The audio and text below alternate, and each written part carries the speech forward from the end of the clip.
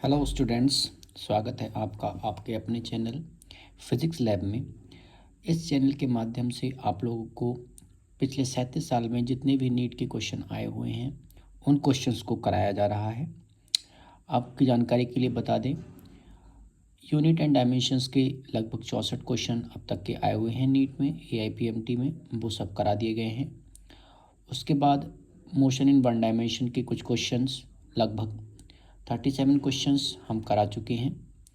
उसके बाद question number 38 यहाँ पर दिया हुआ है a body dropped from a height h with initial velocity 0 strikes the ground with a velocity 3 meter per second.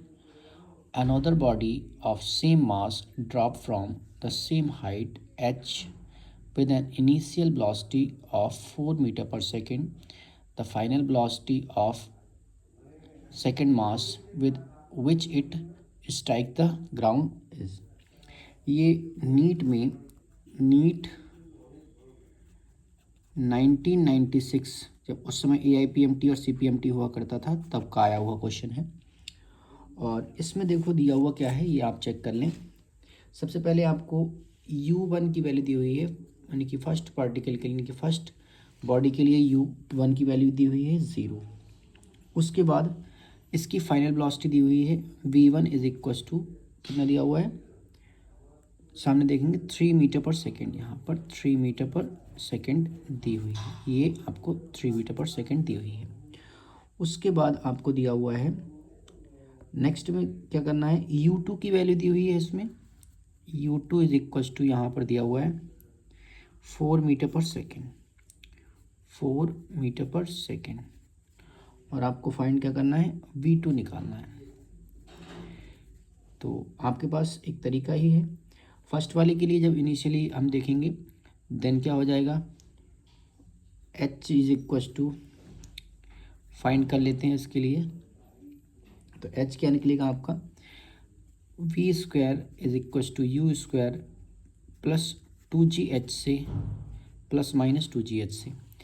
अब यहाँ पर u की वैल्यू 0 है आपकी, तो यहाँ पर क्या हो जाएगा, v की वैल्यू यहाँ पर आपको दी हुई है 3 मीटर पर सेकेंड, तो यहाँ पर 3 का whole square is equals to 2 into g की वैल्यू हमने दे दी, यहाँ पर गिवन है। अगर गिवन होती है तो गिवन वाली लगा देते हैं, अगर नहीं है गिवन तो 9.8 या 10 लगा सकते हैं, 9.8 इंटू एच। देन एच हो जाएगा आपका 9/2 इंटू 9.8, अप्रॉक्स वैल्यू आएगी इसकी 0.46 मीटर। अब हमें क्या करना है, फॉर द सेकेंड बॉडी के लिए हमें क्या करना है, सेकेंड बॉडी के लिए ये हमारा एच की वैल्यू रहेगी हमेशा के लिए। और वहाँ से हम क्या करेंगे, V square is equals to U square plus 2gh के फॉर्मूला से v की वैल्यू निकाल लेंगे, under root U square plus 2gh। अब यहाँ पर जब ये वैल्यू रखेंगे हम तो क्या हो जाएगी आपकी, v is equals to under root, यहाँ पर दी हुई है 4 का square plus 2 into 9.8 into 0.46, v square is equals to 16, approx ये 9 की वैल्यू आएगी, यानी कि सबको कैलकुलेट करेंगे 9 के आसपास ही वैल्यू आएगी। तो then v square is equals to 25, then v is equals to 5 metre per second. इस तरह से आपका ये आंसर जाता है 5 metre per second, option number A की तरफ जाता है और A is the right answer. ये 1996 में आया हुआ क्वेश्चन है, तो इसको आप अच्छी तरह से समझ लीजिए। उसके बाद क्वेश्चन नंबर है 39, इसमें दिया हुआ है the water drop fall at regular interval from a tap 5 metre above the ground, third drop is leaving the tap at instant the first drop touches the ground. How far above the ground is the second drop at that instant? मतलब क्या है, हमने किसी drop को हमने drop को water tap से निकाला, उसके बाद दूसरी ड्रॉप निकली, फिर तीसरी। तो तीसरी जब निकल रही थी उस टाइम पर सेकंड ड्रॉप उस टाइम पर कितनी डिस्टेंस पर होगी ये बताना है आपको। तो सबसे पहले इसमें क्या करना है, जो हाइट दी हुई है, हाइट ऑफ द टैप कितनी दी हुई है, ये दी हुई है 5 metre is equal to 5 metre. अगर हम फर्स्ट ड्रॉप के लिए कहें, for the first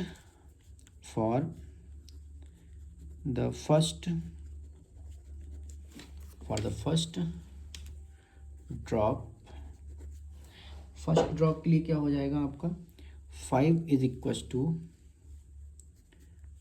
equals to U T plus half G T square. Then इसमें हमारा u की वैल्यू तो ज़ीरो है स्टार्टिंग से जब जा रही है, तो 5 is equals to half G T square. Then 5 is equals to half, g की वैल्यू इसमें गिवन है 10, देन 10 इंटू टी स्क्वायर, 2 5 या 10, then T square is equals to 5 upon 5 is equals to 1, then T is equals to 1 second, यानी कि यहाँ पर time की वैल्यू आ गई आपकी 1 सेकेंड। उसके बाद इट मीन्स क्या होगा आपका, the third drop leave after 1 second, मतलब कि जो तीसरी ड्रॉप होगी, मतलब कि वो कितने टाइम में ड्रॉप होगी, 1 सेकेंड के बाद होगी। द फर्स्ट ड्रॉप और each drop leave after every 0.5 second, मतलब हर एक ड्रॉप जो होगी वो 0.5 सेकेंड लेगी। उसके बाद क्या होगा आपका, तो थर्ड ड्रॉप के लिए क्या हो जाएगा आपका, थर्ड ड्रॉप के लिए हमारा जो फॉर्मूला होगा, यानी कि सेकेंड ड्रॉप या थर्ड ड्रॉप के लिए, तो half H is equals to half G T square, मतलब स्टार्टिंग से हो रही है वो भी आपकी, then H is equals to half 10 into 0.5, H is equals to this cancel out by this 5 into 0.25, then h is equals to 1.25 metre. अब दोनों के बीच में जो डिफरेंस आया है, फर्स्ट आपका जो डिफरेंस निकालना है, यानी कि टैप से जो निकल रहा है आपका, ये टैप है 5 मीटर में, 5 मीटर हाइट का, और दूसरी ड्रॉप जब आई है वो कितने डिस्टेंस पे आई है, 1.25 मीटर पे। अब इन दोनों का डिफरेंस निकालना है आपको।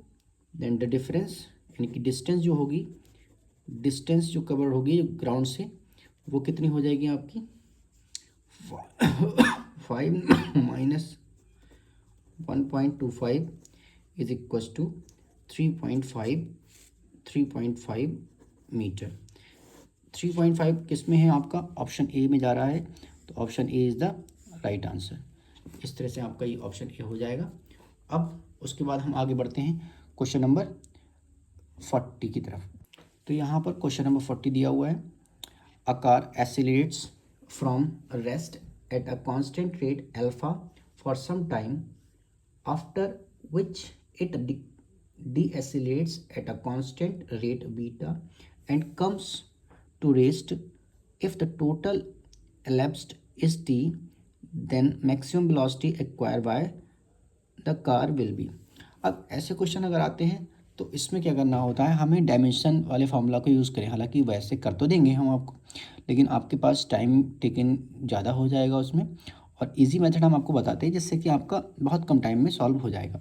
तो यहाँ पर देखेंगे अल्फा स्क्वायर बीटा स्क्वायर, दोनों के दोनों एक्सीलरेशन है फर्स्ट वाले में, एक्सीलरेशन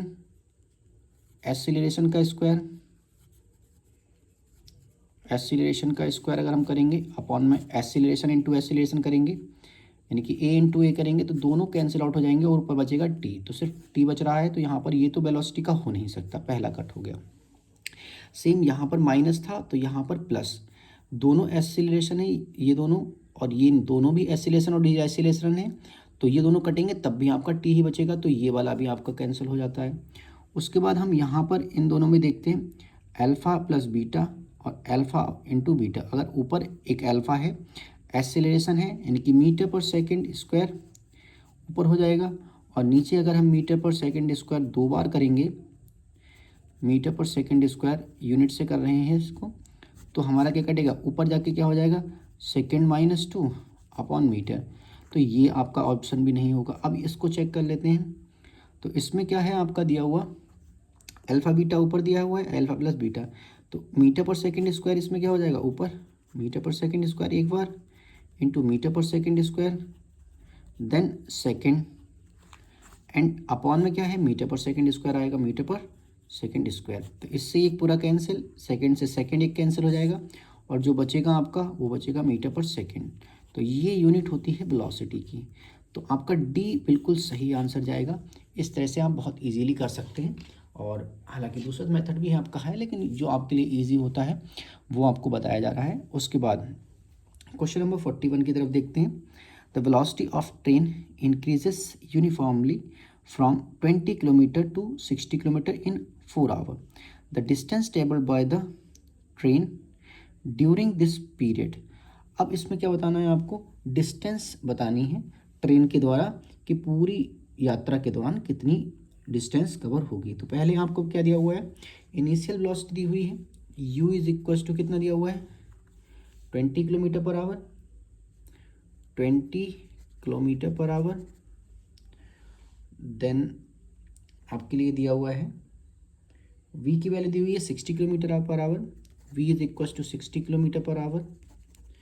और ये क्वेश्चन 1994 में आया हुआ है, और ये वाला रिपीट हुआ है 1995 में भी आया है, 1999 में भी आया हुआ है, देन 2003 में भी आया हुआ है। 3 बार रिपीट हुआ है ये क्वेश्चन।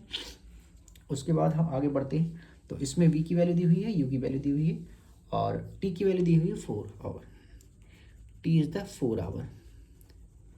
देन आप v is equal to u plus a t का यूज़ करके क्या करेंगे हम, 60 is equal to 20 plus a into 4, यहाँ से आएगा 40 upon 4, then a is equal to 10 metre per second, sorry kilometre per hour square.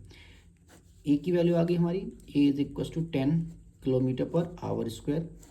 उसके बाद हमें क्या करना है, जब a की वैल्यू आ गई है तो हमें निकालना है डिस्टेंस। तो s is equal to U T plus half A T square से हम यूज़ करेंगे इसका। तो क्या हो जाएगा, 20 इंटू 4 प्लस हाफ 10 इंटू 4 का होल स्क्वायर, एज हमारा जो आंसर आ जाएगा s is equal to 80 plus 80 is equal to 160 kilometre. Then 160 kilometre goes to option A also. तो ऑप्शन ए आपका सही आंसर हो जाएगा। उसके बाद क्वेश्चन नंबर 42 की तरफ बढ़ते हैं। यहाँ दिखाया गया है 42, a body start from rest, what is the ratio of distance travelled by body during the 4th and 3rd second. आप लोगों को पिछले क्वेश्चंस में हमने आपको बताया था और फॉर्मूला भी कराए थे, एक क्वेश्चन आया था इसमें। तो आपने क्या था, इसमें बताना था कि कितनी डिस्टेंस कवर होगी 3rd सेकेंड 4th सेकेंड, उसका जो आपका टाइम का, सॉरी जो रेशियो होता है उस डिस्टेंस का, उसका आपको क्या करना है, वैल्यू बतानी होती थी। ऐसे ही टाइम का रेशियो बताना होता था आपका।